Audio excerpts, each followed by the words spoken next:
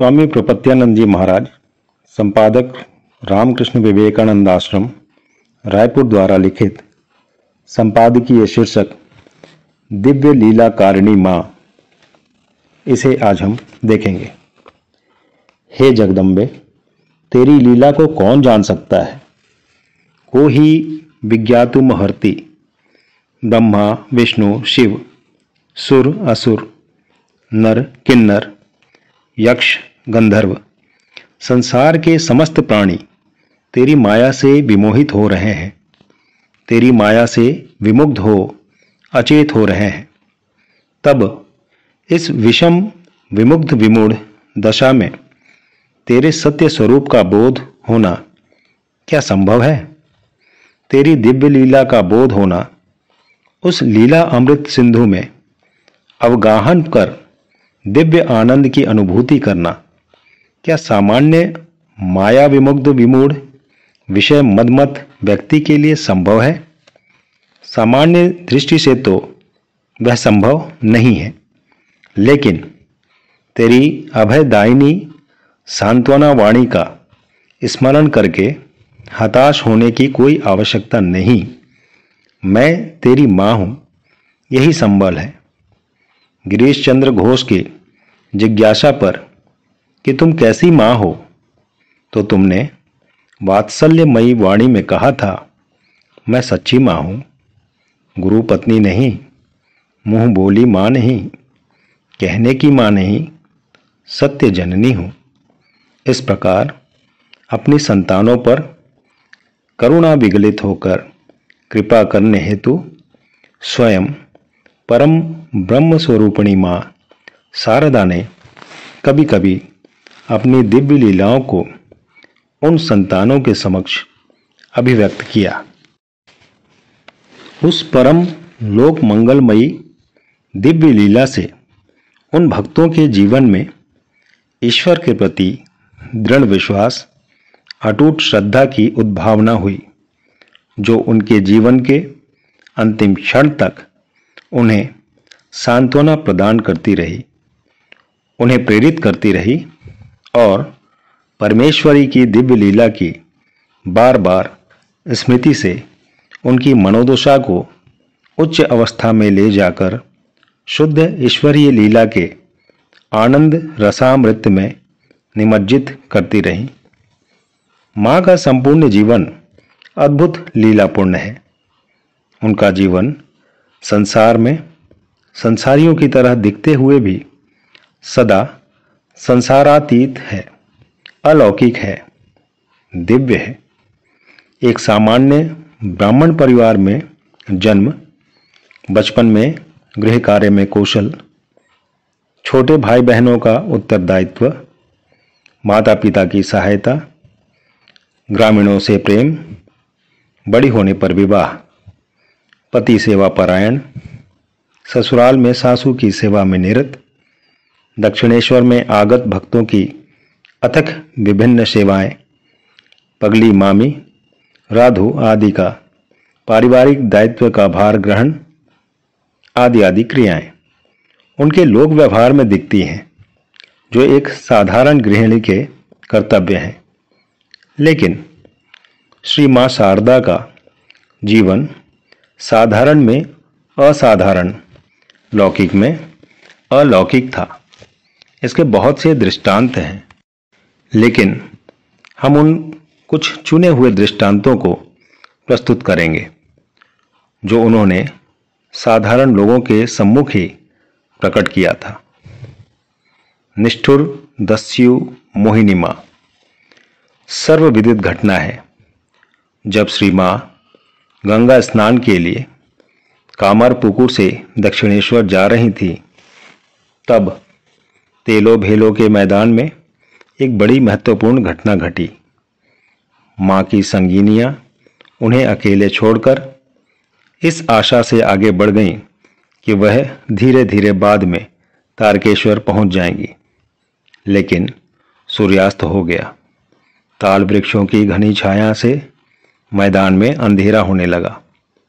निर्जन भावी संकट से भयभीत श्री माँ अकेली उस मार्ग से सोचती हुई चली जा रही थीं। तभी उन्होंने देखा कि काला, लंबा, हाथों में चांदी के कंकण पहने, घने घुंघराले बालों वाला, कंधे पर बड़ी सी लाठी लिए एक व्यक्ति चला आ रहा है। मां समझ गई थी कि यह दस्यु है। वे डर से ठिठक कर खड़ी हो गईं। दस्यु ने भयभीत करने हेतु कड़े स्वर में पूछा, इस समय यहां कौन खड़ी है? कहां जाओगी? श्री मां ने उत्तर दिया, पूरब। दस्यु ने कहा, यह पूरब का रास्ता नहीं है, उस रास्ते से जाना पड़ेगा। श्री मां तब भी स्थिर खड़ी रहीं। तब वह दस्यु समीप आ गया तथा मां के मुख को देखकर उस नरघातक के मन में परिवर्तन हो गया। उसने मां की ओर देखकर कहा, डरो मत, मेरे साथ एक महिला है। मां ने देखा कि सचमुच की एक महिला आ रही है। तब मां ने कहा, पिताजी, मेरे साथी मुझे छोड़कर चले गए हैं। मैं भी पथ भूल गई हूं। बड़ी कृपा होगी यदि तुम मुझे उनके पास पहुंचा दोगे, आदि। इसके बाद दस्यु पत्नी के आने पर मां ने कहा, मां, मैं तुम्हारी पुत्री शारदा हूं। साथियों के छूट जाने से घोर विपत्ति में पड़ी थी। भाग्यवश तुम और पिताजी आ गए, नहीं तो क्या करती यह मैं नहीं कह सकती। मां के ऐसे निश्चल प्रेम पूर्ण व्यवहार से उस दस्यु दंपति के विचार बदल गए और उन लोगों ने मां की बहुत सेवा सहायता की। यह सर्वविदित है। मन में जिज्ञासा होती है कि इतने क्रूर हिंसक दस्यु का मन शीघ्र ही कैसे परिवर्तित हो गया। क्या वह केवल मां की मधुर वाणी से मोहित हो गया था? इसका प्रत्युत्तर स्वयं श्री मां ने भक्तों को बातचीत के प्रसंग में दिया है, जो यहाँ उल्लेखनीय है। श्री मां ने स्वयं उस बागदी दंपत्ति से पूछा था, अरे तुम मुझे इतना प्रेम क्यों करते हो? उन लोगों ने उत्तर दिया था, तुम तो साधारण नारी नहीं हो, हम लोगों ने तुम्हें काली के रूप में देखा है। श्री मां ने उन लोगों की बात काटते हुए कहा, अरे वह तुमने क्या देखा? श्री मां की वाणी से तनिक भी विचलित ना होकर उन लोगों ने विश्वास तथा अनुयोग से कहा, नहीं बेटी, हम लोगों ने सत्य देखा है। हमें पापी समझकर तुम अपना रूप छिपा रही हो। इस प्रकार मां ने एक बागदी दंपत्ति को अपना काली रूप दिखाकर अपनी अद्भुत लीला से उनके मन को सम्मोहित कर लिया। जब मथुर बाबू ने श्री रामकृष्ण को काली और शिव के रूप में देखकर अपने भ्रम के निवारणार्थ उनसे वास्तविकता के विषय में करबद्ध जिज्ञासा की, तो श्री रामकृष्ण ने स्वीकार किया। नरेंद्रनाथ स्वामी विवेकानंद के संशय पर उन्होंने स्पष्ट कहा, जो राम, जो कृष्ण, वही इस शरीर में श्री रामकृष्ण है। अन्य बहुत से दृष्टांत हैं जहाँ श्री रामकृष्ण की सहज स्वीकृति है। इसी प्रकार जब नारद जी को भगवान श्री कृष्ण के सामान्य जीवन को देखकर संशय और दुख होता है, तब भगवान श्री कृष्ण कहते हैं, ब्रह्मण धर्मस्य वक्ताहं कर्ता तदनुमोदिता तक्षयं लोकनिमिमाक्थिता पुत्रमाखिदः। हे देवर्षि, मैं ही आदि पुरुष, धर्म का कर्ता, वक्ता और उसका अनुमोदक हूँ, आदि। उन्होंने भी अपने स्वरूप का परिचय देकर देवर्षि को शोक मुक्त किया। लेकिन श्री मां की यह विशेषता है कि वे कभी भी अपने दिव्य रूप को सहजता से सबके समक्ष स्वीकार नहीं करती। मां न सहजता से स्वरूप अभिव्यक्त करती हैं, न रूप, यदि किसी ने देख लिया और पूछ दिया तो जल्दी स्वीकार भी नहीं करती। इस संबंध में माँ के भतीजे शिबू दादा की घटना उल्लेखनीय है। एक बार माँ कामरपुकुर से जयराम बाटी आ रही थीं। शिबूदा उनके साथ थे। वे कपड़े की गठरी लेकर साथ साथ चल रहे थे। अचानक वे रुक गए। माँ ने उन्हें आने को कहा। उन्होंने माँ से पूछा, क्या बता सकती हो कि तुम कौन हो? माँ ने उत्तर दिया, मैं कौन हूं? मैं तेरी चाची हूं। इस पर शिबूदा ने कहा, तब जाओ, अब तो घर के पास आ गई हो, मैं इससे आगे नहीं जाऊंगा। माँ ने पुनः पूर्वोक्त वाक्य की ही पुनरावृत्ति की। फिर शिबूदा का वही ना जाने का हठ। तब माँ ने कहा, लोग मुझे काली कहते हैं। शिबू ने कहा, काली तो सच? माँ ने कहा, हाँ। तब शिबूदा खुश होकर साथ साथ जयराम बाटी आए। इस प्रकार माँ ने बड़ी कठिनाई से अपना दैवी रूप स्वीकार किया। एक दूसरी घटना है। शिबू दादा श्री माँ की आज्ञा से जयराम बाटी से कांवरपुकुर जा रहे थे। ब्रह्मचारी वरदा उन्हें आमोदर नदी तक पहुंचा आए।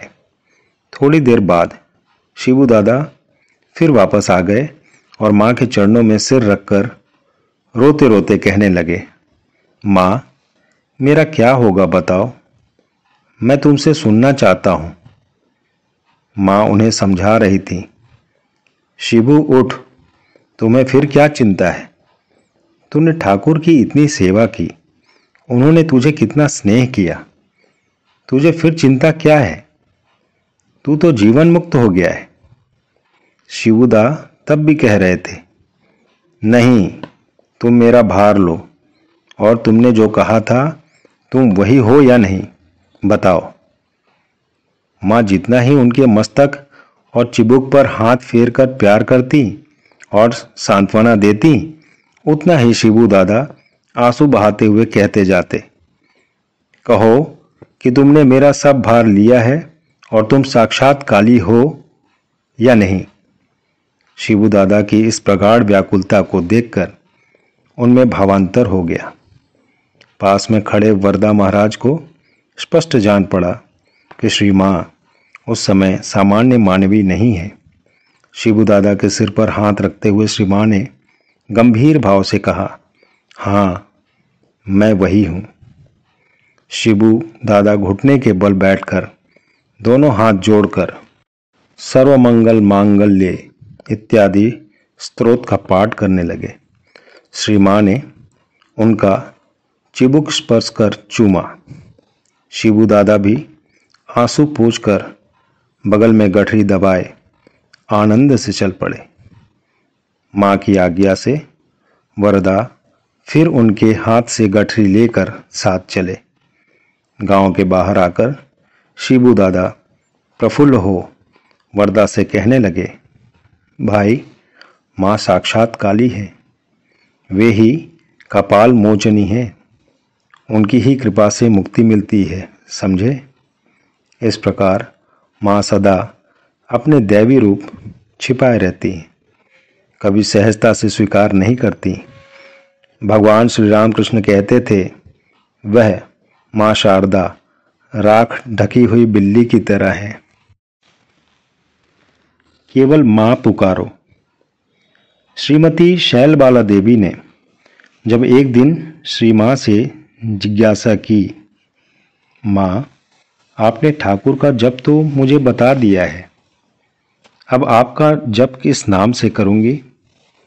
तब श्री माँ ने कहा, राधा नाम से कर सकती हो या किसी नाम से, जैसा तुम्हें सुविधा हो वैसे ही करना। यदि कुछ न कर सको तो केवल माँ कहकर जप करने से ही होगा। जयराम बाटी में 1919 में एक त्यागी भक्त ने दुखित होकर श्री माँ से कहा, माँ, इतना देख सुनकर भी मैं तुम्हें अपनी माँ के रूप में नहीं जान सका। इस पर माँ ने आश्वासन दिया, बेटा, अपनी माँ ना होने पर इतना आओगे क्यों? जो जिसका है वह उसी का रहता है। युग युग में अवतार होते हैं। मैं तुम्हारी अपनी माँ हूँ, समय पर पहचानोगे। जब माँ श्री रामकृष्ण देव से मिलने के लिए अपने पिताजी के साथ दक्षिणेश्वर जा रही थीं, तब रास्ते में बीमार पड़ गईं। रात में वे एक चट्टी पर रुकीं। शरीर ज्वर से तप रहा था। तभी उन्होंने स्वप्न देखा कि एक महिला उनके पास बैठी है। उन्होंने पूछा, तुम कौन हो और कहाँ रहती हो? उस महिला ने कहा, मैं तुम्हारी बहन हूँ और दक्षिणेश्वर में रहती हूँ। तुम शीघ्र स्वस्थ हो जाओगी और अपने पति का दर्शन प्राप्त करोगी। इस प्रकार दक्षिणेश्वरी माँ काली की बहन है माँ शारदा। एक बार श्री रामकृष्ण देव ने अपने भांजे हृदय राम चट्टोपाध्याय को चेतावनी दी थी, अरे हृदय, तुम मेरी उपेक्षा कर देते हो, किंतु अपनी श्री माँ की कभी उपेक्षा मत करना, क्योंकि मेरे भीतर जो है उसकी फुफकार से तुम बच सकते हो, किंतु उनके श्री माँ के भीतर जो है उसकी फुफकार से ब्रह्मा, विष्णु, महेश भी तुम्हारी रक्षा नहीं कर सकेंगे। इससे श्री माँ के दिव्य स्वरूप का परिचय मिलता है। होनहार वीरवान के होत चिकने पात। दैवी शक्तियों का आगमन असाधारण और विलक्षण होता है। श्री माँ के जन्म के पूर्व उनकी माता श्यामा सुंदरी देवी के साथ एक घटना घटी। जब वे शीहड़ में अपने मायके में थीं, तब वे प्रसाधन हेतु तालाब के किनारे आंवले के पेड़ के पास बैठ गईं। अचानक उन्हें पायल की झंझनाहट सुनाई पड़ी। वृक्ष की शाखा से एक सुंदर छोटी बालिका ने अपने सुंदर कोमल हाथों से श्यामा सुंदरी का गला पकड़ लिया। तब वे मूर्छित हो गईं। उसके बाद उन्हें बोध हुआ कि वही नन्ही बालिका उनके गर्भ में प्रविष्ट हो गई। बचपन में तालाब में स्नान करते समय माँ की 8 सखियाँ उनके साथ स्नान करने जाती और उनका मनोरंजन करती। श्री माँ ने एक बार स्वयं कहा था, देखो बेटा, बचपन में मैं देखती थी कि मेरे ही समान एक लड़की मेरे साथ साथ रहती हुई मेरे सभी कार्यों में सहायता करती है, मेरे साथ हंसी विनोद करती है, पर दूसरे के आने पर उसे कोई देख नहीं पाता। 10-11 वर्ष तक ऐसा ही होता रहा। जब वे चारा काटने के सरोवर में प्रवेश करती तो देखती कि एक उन्हीं की समवयस्क बालिका घास काटने में उनकी सहायता कर रही है। अंत में क्षीरोदबाला के चाचा के शब्दों में, जिस काली की ठाकुर ने स्वयं पूजा की थी, उस काली के चरणों का हम लोगों ने दर्शन किया है, स्पर्श किया है। अतः अन्यत्र कहीं जाने की आवश्यकता नहीं है। ऐसी दिव्य स्वरूपिणी हमारी माँ शारदा थी। माँ, तेरे चरणों में अहर्निश अनंत प्रणाम। जय श्री रामकृष्ण। श्री रामकृष्ण।